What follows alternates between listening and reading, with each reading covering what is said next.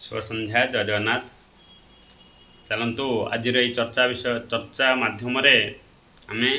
महादेवंकर त्रिपुरारी नाम केमती प्राप्ति है बा क्यों कर्म बा कौन करते महादेव जो त्रिपुरारी नाम मिली ता सहित पंचक पूर्णिमार आम गोटे मान्यता विषय या आगु कथबार्ता होते बा चर्चा करते शास्त्रीय अनुसार पंचक पूर्णिमा उपर रही जो मान्यता गोटे आलोचना आम या आगु करते जो मैंने न देखी मो चैनल को जाकरी वीडियोटी को देखिपारे। तो आम तो बहुत पर्वपर्वाणी पालन करें या पछरे रहस्य कौन थाए महात्म्य कौन थाए या विषय में बहुत कम जानी था। तो आम परपीढ़ी की आम से कथा को बुझे पारती नहीं जन पारती नहीं जहाँफल कि आम बहुत संस्कार संस्कृति आम उत्कलीय संस्कार बहुत पर्वपर्वाणी आज लोप पाइबा बसला। आम प्रपर डेफिनेशन आजिकल जो युवपीढ़ी हूँ कि आम पड़पीढ़ी हूँ एम प्रपर डेफिनेशन दरकार। आम कि भी कहीदे आखे बुझिक विश्वास करवा समाज आज ना तेणु करी आम आम शास्त्रीय मान्यता बा शास्त्र में वर्णित थिबा प्रत्येक चर्चा गुड़ी को आम परपीढ़ी की जनइबा शुणा दरकार जहाँकि आम पर्वपर्वाणी आम संस्कार संस्कृति बंची रही। तो मो तरफ छोटिया चेष्टाटीए आशा करुच्ची समस्त को भल लगे। तो आम ए जाना पंचक पूर्णिमार द्वितीय उपाख्यान जहाँ शास्त्र रचित अटे बा जहाँ शास्त्र अच्छी तो से विषय नहीं आम आलोचना करवा। आम पंचक पूर्णिमा कहीं पालन कर पंचक पूर्णिमा सहित यही महादेवंकर त्रिपुरारी नामर कौन संपर्क एवं देव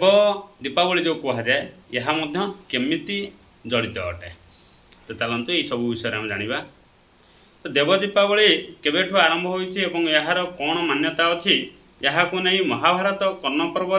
उल्लेख कर महाभारत कर्ण पर्व नामक जो लेसन बा विषय वस्तु से आपको उल्लेख मिल देवसेनापति कार्तिकेय देवता सह मिसी ताड़कासुर वध करते एक समस्ते जानते अन्य शास्त्र मिलता है यार रचना। यही ताड़कासुर तीनोटी पुत्र देवता प्रतिशोध नेबा कही शपथ करते ताने ताड़कासुर वध है से ईर्षान्वित होई बा क्रोधान्वित होकर देवता आम पिता जो मृत्युर प्रतिशोध आम देवता नवा बोलिक मैंने पण करते आउ यही पण को वास्तव रूप देवाई अमरत्व प्राप्ति करने बा देवता मान सहित युद्ध करने अमरत्व प्राप्ति नक देवता मान सहित युद्ध करने संभव है नहीं। तेणु से अमरत्व प्राप्ति करी देवता मान सहित युद्ध करने देवता मान को विनाश करने यह संकल्प करने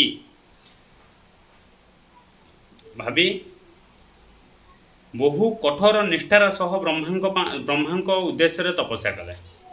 कि ब्रह्मा को प्रसन्न करी अमरत्व वर मागी अमरत्व प्राप्ति करेंगे तपस्या करते से ब्रह्मा प्रसन्न हेले एवं प्रकट होई अमर वर व्यतीत आउ किछि भी मागे पार बोलिक कही कहीं अमर वर क्या दिज्व ना बा दि जाए ना तेणु से अन्य किछि भी वर मागी पार बोलिक कही। तो यही तीन जन जो ताड़कांकर पुत्र थिले तांका नाम तारकाक्ष कमलाक्ष विद्युत्माली माली अटे बा तारकाक्ष कमलाक्ष विद्युत्माली नामक यही तीन राक्षस ब्रह्मा ठारू प्रायत पाखापाखि अमरत्व भली बर मागी नहीं। तो अमरत्व बर तो कौन से भगवान देवे ना बा देना तेणुक ब्रह्मा मना कले अमरत्व बर दवा संभव नुह तेणुक एमाने बा तारकाक्ष कमलाक्ष विद्युन्माली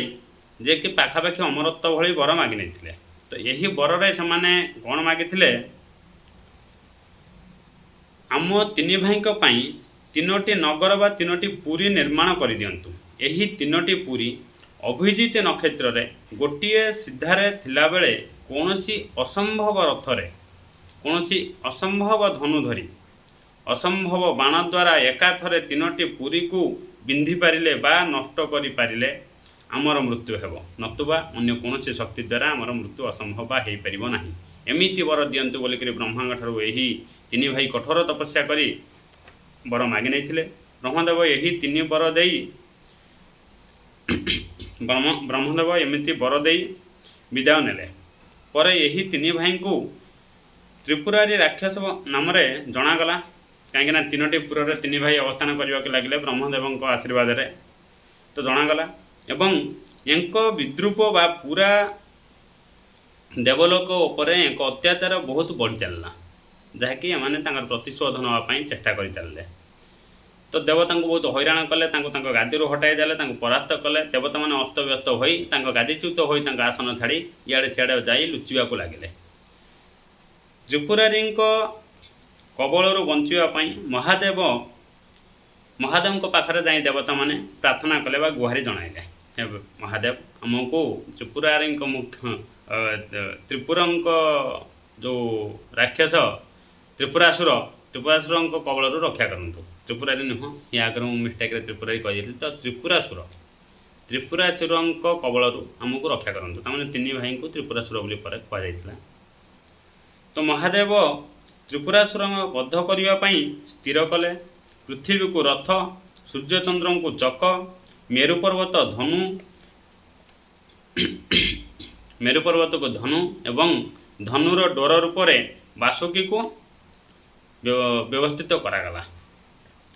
एमिति असंभव रथ असंभव धनु धरी युद्ध करने बाहरिले महादेव तो यही धनुर बाण होते स्वयं विष्णु निजे तो विष्णु भगवान निजे बाण बनी तीन नगर को भस्म कर तीन नगर को एका सांगे पिंधि भस्म करदे जापड़ी पाउंस करदे एठार महादेव का नाम त्रिपुरारी है तमाने यही तीन राक्षस को मारला परे महादेव नाम त्रिपुरारी बोले महादेव त्रिपुरारी नाम को धारण करते त्रिपुरासुर वध पर महादेव का नाम त्रिपुरारी होता जहाँकि एक आश्चर्यजनक रथ आश्चर्यजनक बा असंभव धनु धरी यही युद्ध करथिला और यार विनाश करथिले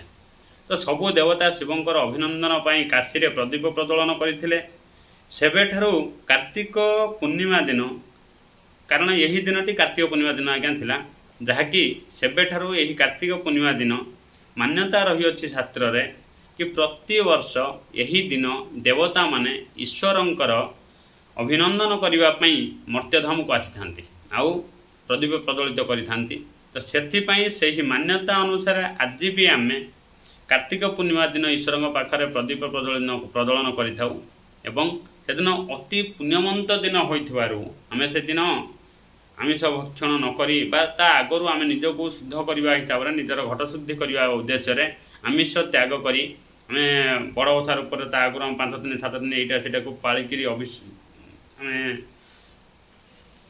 पाली था बड़ ओषा को संपूर्ण उपवास कर पूर्णिमा दिन आम दीप प्रज्वलित करता सकाळु सकाळु स्नान करी नदी जल तो यार एमती एक मान्यता रही अच्छी जहाँकि आम अन्य एक मान्यता विषय या आग भिडियो चर्चा करते आपड़ जा चैनल से भिडियो को देखिपारे। जय जगन्नाथ। भिडियोटी भल लगे आग को शेयर करूँ लाइक कमेंट करने को आदौ भूलुनि तो धन जते देकरी गले पर पीढ़ी कि कहारी हाथ भी केते धन देले जदि से अयोग्य होइथिबो धन तो निश्चित नष्ट करदेव अल्प दिन धन सरीज जदि आम ज्ञान आम संस्कार किसी देकी जीवा आम पर पीढ़ी की ताहले ये काल काल धरिकी आम संस्कार आम सनातन को आम हिंदुत्व को बंचाई रखिब। तो मोर छोटिया चेष्टाटे मुझे मोर आशा उद्देश्य इच्छा आपण मैंने भी यही चेष्टार मत सहयोग करेंगे। जय जगन्नाथ।